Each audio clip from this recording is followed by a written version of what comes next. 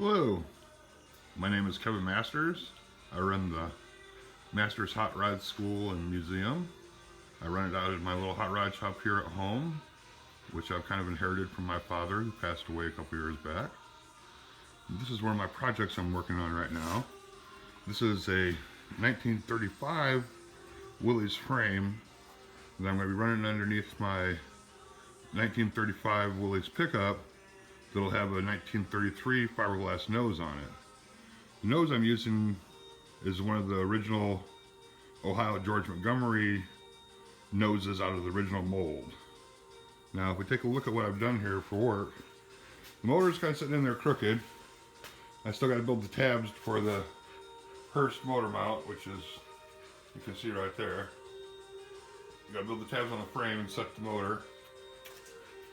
The front of the motor will go right here where that line is, and then everything will be set back from there. Now, the springs on this car are actually the original springs out of Selkirk and Bork's 35 Willys coupe drag car. It was well known in this area. I believe it was from Peoria, Illinois.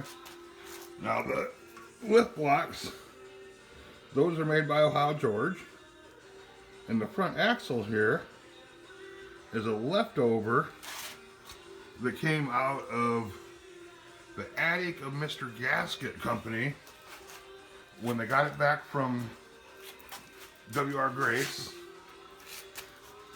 And we went over there, and the stuff that they had bought from Ohio George was still in the attic after they bought the company back.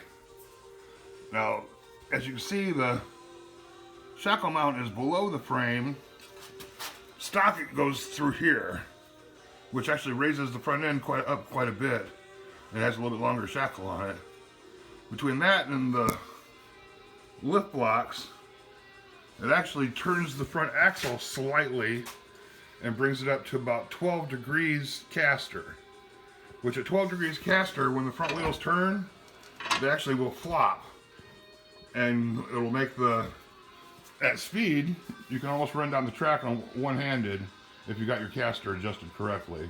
It'll eliminate all the what they call bump steer, when the front end jerks back and forth while you get up to speed. That eliminates all that. Now, from the factory, these frames come with an X member in the middle here that holds the transmission. I took the X member, cut it up, and used it to box the frame rails. So that's actually the X member slid into the frame rail and tacked in. The welding on that and the welding on this side over here was all done by one of my 12-year-old students.